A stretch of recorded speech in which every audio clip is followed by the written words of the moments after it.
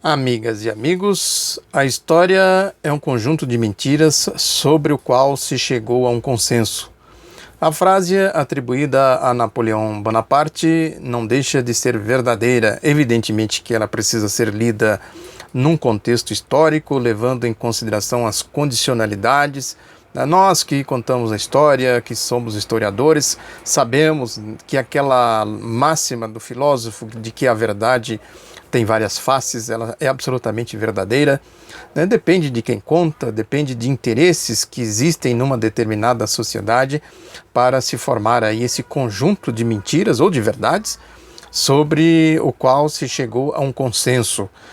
Nós estamos vendo isso claramente aqui no Brasil, com essa história do golpe, não só no Brasil, no mundo todo, né? Nós estamos vendo a história desfilando na nossa frente, nós estamos participando, sendo protagonista da história, com essas tendências aí de golpe e do que a mídia vem chamando de populismo, que são essas eleições aí, do caso do Donald Trump, por exemplo, nos Estados Unidos, aí que também agora na França vai se consolidando uma tendência também de bons resultados dessa direita mais fascista, mais desgarrada da lógica, desse verniz de civilização que o capitalismo tenta dar para a sua existência, para os seus métodos, né, que é um verniz de democracia.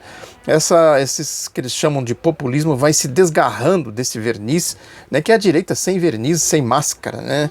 Essas tendências fascistizantes. Aqui no Brasil, por exemplo, a gente vê isso aí pela boca de gente como Jair Bolsonaro, né, e toda essa trupe que fica gravitando em torno dele, que está aí na mídia, inclusive, tem aí os canais na internet, né, os blogs, os sites e etc., que é um verdadeiro lixo do ponto de vista histórico. A história produz seus lixos, não tenha dúvida disso. A questão que a gente deve refletir é exatamente em cima de tudo isso. Por que surgem esses lixos da história? Né? Qual é o contexto? Por que tudo isso se forma em torno de grandes mentiras que vão se formando aí esses consensos dos quais falava o Napoleão Bonaparte?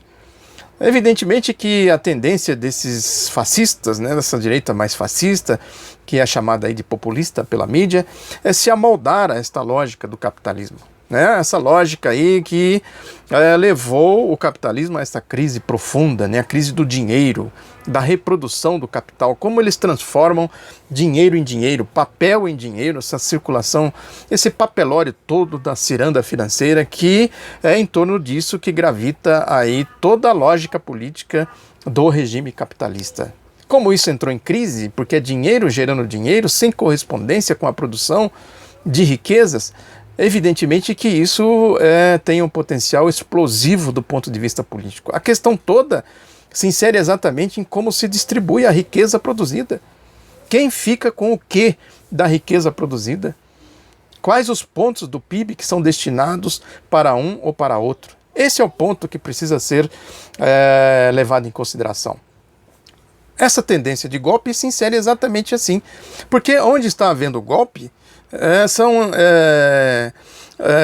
as classes dominantes do regime capitalista que patrocinam esses golpes. Aqui na América Latina, mesmo na Argentina, o contexto em que as eleições ocorreram, né, as eleições lá na Argentina, foi um contexto desta lógica de golpe. Não houve golpe como aqui no Brasil, mas houve o golpe midiático, as campanhas midiáticas, as mentiras, as calúnias que foram amplamente difundidas. Né? Esse populismo, que eles chamam de populismo, esse golpismo, né? Isso não surgiu do nada.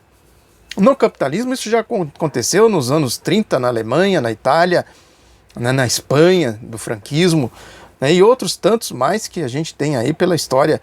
Ou seja, é a questão toda, é a questão da distribuição da riqueza produzida. Quem fica com o quê? É luta de classes. É a questão da economia.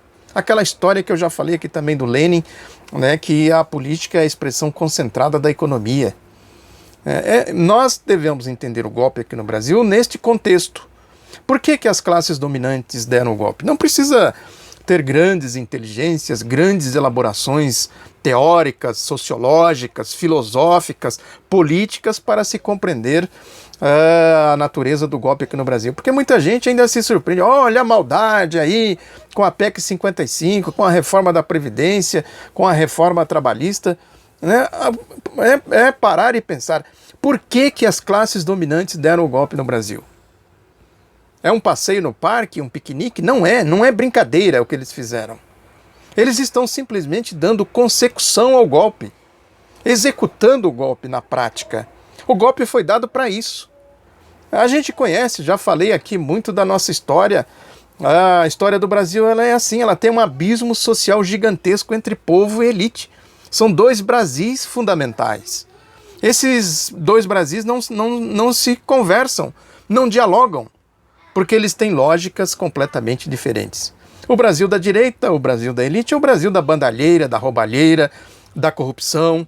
Isso vem desde da proclamação da República, de que falava aqueles estudiosos, né, aqueles explicadores do Brasil já daquela época, Rui Barbosa, Oliveira Viana, Alberto Salles, e tantos outros que depois, mais na frente, foi melhor explicado ainda por outros explicadores, como Gilberto Freire, Raimundo Faoro, já falei também deles aqui, Darcy Ribeiro, Sérgio Buarque de Holanda, Nelson Werneck Sodré, aí tantos outros, Caio Prado Júnior, né, tantos outros aí que explicaram o Brasil, que estudaram o Brasil e chegaram a esta conclusão de que existem fundamentalmente dois Brasis. O Brasil do progresso, o Brasil do povo, o Brasil que fez a independência, que fez a abolição, que proclamou a República, que fez a Revolução de 1930, que fez a Constituição de 1946, a Constituição de 1988. Esse é o Brasil do povo, que o povo se sente participando, se sente partícipe da história, aquela sensação de pertencimento, esse país é meu, eu pertenço a esse país. E existe o país da bandalheira, da corrupção, da sonegação do imposto, do dinheiro, né? Esse mundo do dinheiro, essa gente que come dinheiro, dorme com dinheiro, sonha com dinheiro, vive pelo dinheiro. Dinheiro tirado da onde? Do lombo do povo. O que eles estão fazendo agora com o golpe é exatamente isso, tirando dinheiro do lombo do povo. O que o povo faz na vida? Entra no mercado de trabalho, vai produzindo riquezas, vai contribuindo, na esperança de que na velhice ele tenha um retorno disso através da Previdência Social, da sua aposentadoria, para ter uma vida minimamente decente, com alguma dignidade. Aí depois vem a reforma trabalhista, ela vem, não tenha dúvida disso, que é também para tirar dinheiro do povo, tirar o couro do povo, o sangue do povo, acabar com o 13º, com a carteira de trabalho assinada, com o fundo de garantia e outras coisas mais, conquistas históricas aí do povo. Esse é o objetivo, esse é o golpe. Quando as pessoas... mas o que é o golpe exatamente? É isso aí. A reforma política que eles querem fazer também para tirar do povo a democracia, o direito do povo se eleger e ser eleito. Eles querem acabar com tudo isso. O povo é escravo, é a lógica do escravagismo que eu já falei aqui no projeto neoliberal. Eles veem o povo como viam no século XIX. O povo é escravo. Esse é o sentido do golpe. Né? Não é brincadeira, não é pouca coisa o que está acontecendo no nosso país aí com essa história do golpe. Né? No contexto, evidentemente, dessa crise mundial do capitalismo que em tempos passados resultaram no Hitler, no Mussolini, nas guerras do século XX. O regime capitalista é o regime das guerras. É um regime conflagrado, porque existem aí profundas divisões de classes. É nesse contexto, é por aí que a gente tem que enxergar, por exemplo, o papel da Operação Lava Jato, da mídia, esse conluio mídia-Operação Lava Jato. Por que eles perseguem o Lula? Por que eles varrem para debaixo do tapete as delações lá da Operação Lava Jato, que eles criam? Eles produzem provas contra eles e varrem para debaixo do tapete. É isso que eu já falei aqui, quer dizer, na verdade é uma mega operação de acobertamento da corrupção. Eles estão criando uma máscara de que eles estão combatendo a corrupção para acobertar a corrupção. Esse alerta precisa ser dado. Eles estão criando uma blindagem em torno da corrupção, para que o povo não tenha acesso à real corrupção e não compreenda a verdadeira causa da corrupção. Não precisa de Operação Lava Jato nenhuma para descobrir o que eles dizem que estão descobrindo. E descobrindo e varrendo para debaixo do tapete. Está aqui, ó, nesse livrinho aqui, do Maurício Dias, a mentira das urnas, Aqui ele fala do Caixa 2, explica muito melhor, mas 1.000.000 de vezes melhor do que faz a Operação Lava Jato. Maurício Dias, colunista da revista Carta Capital, um competente jornalista, aqui ele explica a origem do Caixa 2. Ele explica como foram feitas as eleições do Juscelino Kubitschek, do Jânio Quadros. Eu digo aqui, isso sou eu que estou dizendo, de como eles deram o golpe de 64, quem financiou o golpe, quem sustentou aqueles golpistas por tanto tempo no poder, aquele regime de latrocidas que eu falo aqui, roubaram para matar, o regime da bandalheira, da corrupção, né, do autoritarismo, que é a lógica desse golpe aqui agora, evidentemente com outras características.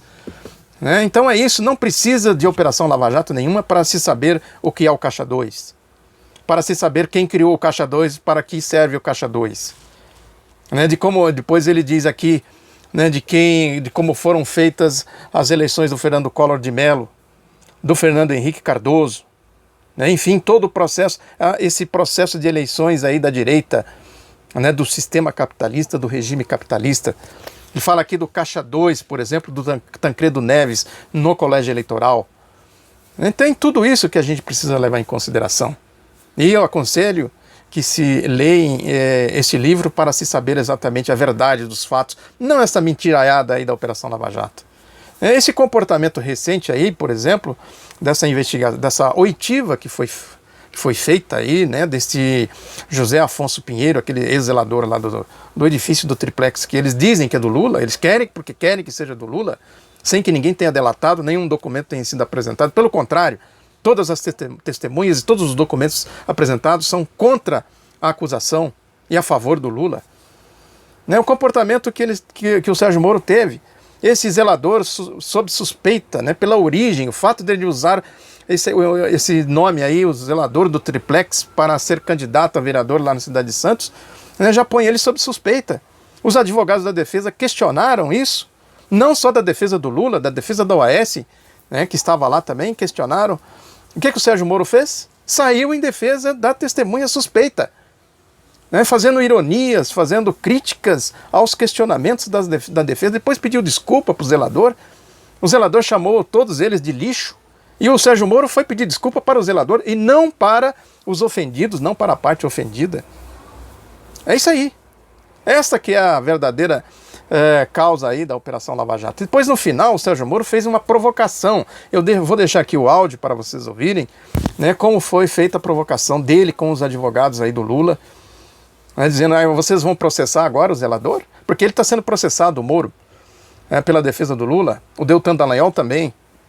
Aí vocês vão processar a defesa agora, esse tal de Pinheiro aí, o José Afonso Pinheiro. Aí a defesa do Lula falou, Vossa Excelência está advogando para o Pinheiro? Aí houve ali uma provocação barata do Sérgio Moro, como se ele estivesse num boteco, bêbado, enchido a cara, fazendo provocações idiotas. Está aqui, eu não estou inventando coisas, vou deixar aqui o áudio para vocês ouvirem, porque a defesa do Lula está gravando essas audiências, sabendo do potencial de picaretagem que existe lá na Operação Lava Jato. Eles estão gravando e divulgaram esse áudio aqui dessa provocação absolutamente idiota, como se ele tivesse, repito, como se ele tivesse embriagado num boteco. É uma boa linha de defesa, ironizando os advogados do Lula, não só do Lula, também da OAS que estava lá. É isso aí. Essa é a Operação Lava Jato, essa é a lógica do golpe, essa é a lógica da corrupção, do mundo da corrupção. É por aí que a gente tem que entender a extensão do golpe. Eles são medíocres, ridículos. O Sérgio Moro, mais uma vez, aqui revelou que realmente é medíocre, é raso, provocador, barato, uma provocação, repito aqui, indignado, uma provocação idiota, porque gente séria não faz esse tipo de coisa, gente que tem um mínimo de decência não faz esse tipo de coisa, ainda mais vindo de um juiz num processo de audiência. No âmbito de uma audiência, lógico que já fora do microfone e tudo mais, mas fazendo provocação. Olha a gravidade da coisa, como que a coisa vai. E a mídia reproduziu isso a exaustão. Aqui é aquela história, parafraseando aquela história do Bismarck, do chanceler alemão. Se o povo soubesse como são feitas as leis e as salsichas. Se o povo, nós que somos jornalistas, podemos dizer isso, todos os jornalistas. Honestamente, você que é jornalista que está me vendo, né, podemos dizer a mesma coisa. Ah, se o povo soubesse como são feitas as notícias. Ah, se o povo soubesse. É a maior picaretagem que existe no mundo político hoje no Brasil, vem exatamente desse comportamento da mídia. Sem a mídia não existia Sérgio Moro, não existia Dallagnol, esses ridículos delegados, tucanos. Nada disso aconteceria. O povo teria outro comportamento, outra consciência social. Esse é o golpe, esse é o sentido do golpe sobre o qual nós devemos refletir. Ou seja, se a gente não derrotar o golpe vai cada vez mais derrotando os direitos do povo, vai cada vez mais submetendo o povo às condições do escravagismo, né, ideologia do século XIX, que eu também já comentei aqui. É isso, espalhe aqui o outro lado da notícia, curta, compartilhe e vamos em frente. Um abraço e até a próxima.